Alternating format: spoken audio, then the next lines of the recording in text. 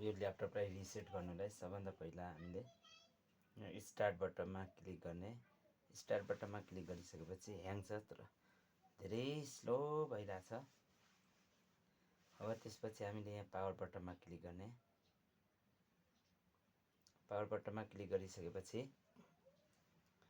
Shift button press गरिराखेर हामीले यहाँ restart भन्ने बटन छ, यो रिस्टार्टमा क्लिक गर्ने। हाम्रो ल्यापटप रिस्टार्ट नहुन्जेल चाहिँ यो पावर बटन थिचिराख्नु पर्ने हुन्छ।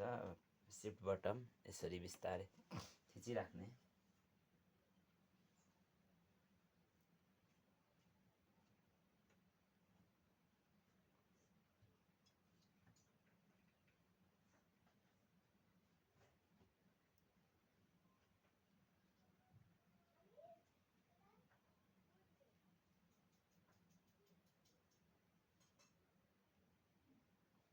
अब त्यसपछि हामीले यहाँ दिएको यो रिसेट योर पीसीमा क्लिक गर्ने। त्यसपछि हामीले रिसेट दिस पीसीमा यहाँ क्लिक गर्ने। त्यसपछि हामीले रिमुभ एभ्रिथिङ अर रिसेट यसलाई छानेर हामीले क्लिक गर्ने। त्यसपछि बिस्तारै हाम्रो ल्यापटप रिसेट हुन्छ।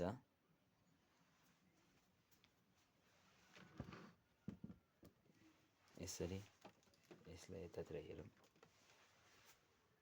यस्तो अप्सन देखाइरहेछ।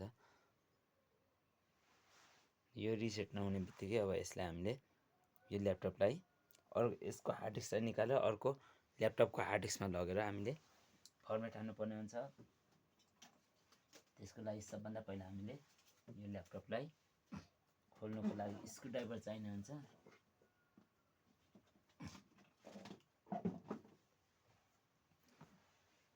यो ल्यापटप हाम्रो नलिने भइसकेपछि यसलाई सर्ट डाउन गरेर यसको हार्ड ड्राइभलाई निकालेर अर्को ल्यापटपमा लगाएर हामीले गर्नुपर्ने हुन्छ। त्यसपछि यसलाई यसरी हामीले यो कभर खोल्नुपर्ने हुन्छ।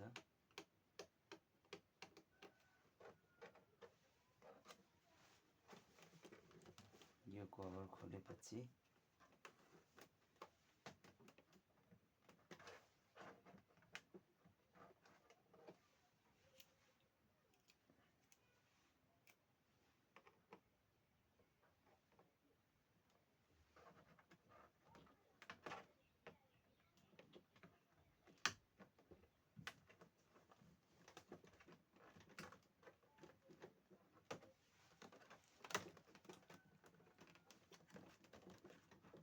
यसरी निकाल्नु पर्ने हुन्छ।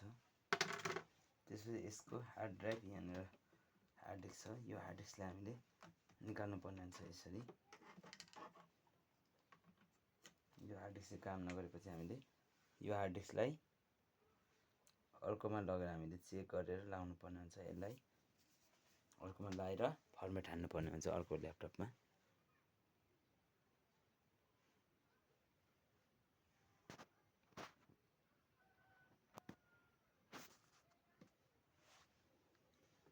हामीले अघि निकालेको जुन यो हार्ड डिस्क छ, यो हार्ड डिस्क हामीले यो ल्यापटपमा लगाएर हामीले के गर्नुपर्ने हुन्छ भन्दाखेरि रिप्लेस गरेर कम्प्युटरलाई फर्मेट हान्नुपर्ने हुन्छ। त्यसको लागि यसलाई यसरी खोलिदिने, यसरी उल्टाइदिने।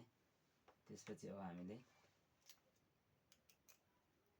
बिस्तारै स्क्रु लगाएर यसरी खोल्नुपर्ने हुन्छ। त्यसपछि यसलाई यसरी उक्याइदिने। उक्याइसकेपछि हामीले यसलाई यता रिमुभ गर्दै यहाँको हार्ड ड्राइभलाई। त्यसपछि अघिको यो हार्ड ड्राइभलाई हामीले यहाँनिर लगाइदिने, मिलाएर यसरी। त्यसपछि हामीले यसलाई फेरि कभर लगाइदिने एकैछिनको लागि।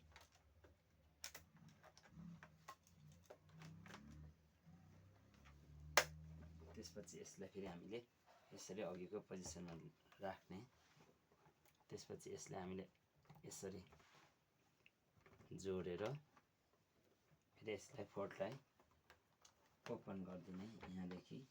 अनि त्यसपछि हामीले पेन ड्राइभलाई युएसबी पोर्टमा लाउने। यो पेन ड्राइभलाई युएसबी पोर्ट ल्यापटपको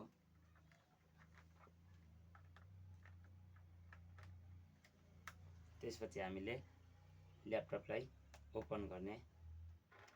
ओपन भइसकेपछि यहाँनिर तपाईको किबोर्डदेखि F12 बटन अथवा इन्टर की फर्मेट हान्ने। बिस्तारै हुन्छ हाम्रो ल्यापटप, एकछिन वेट गर्नुपर्ने हुन्छ। अब केही समय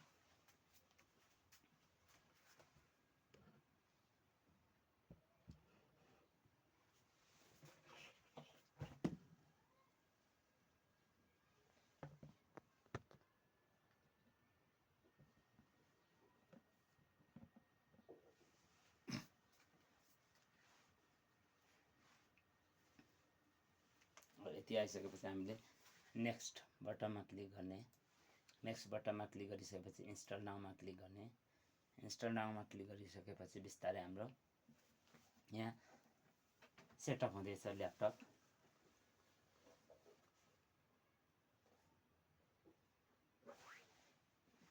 त्यसपछि हामीले आई एक्सेप्ट द लाइसेन्स टर्म्समा क्लिक गर्ने।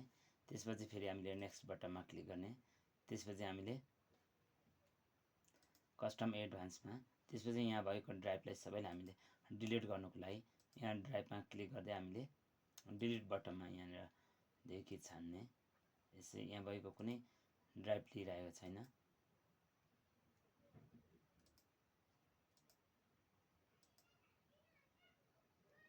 यसलाई फर्मेट हान्ने। सबै ड्राइभलाई हामीले यहाँ भएको ड्राइभ जतिलाई फर्मेट हान्नुपर्ने हुन्छ। यसरी डिलिट नलिने बित्तिकै हामीले यहाँ जति पनि दिएको छ ड्राइभ जतिलाई फर्मेट हान्दै जानुपर्ने हुन्छ।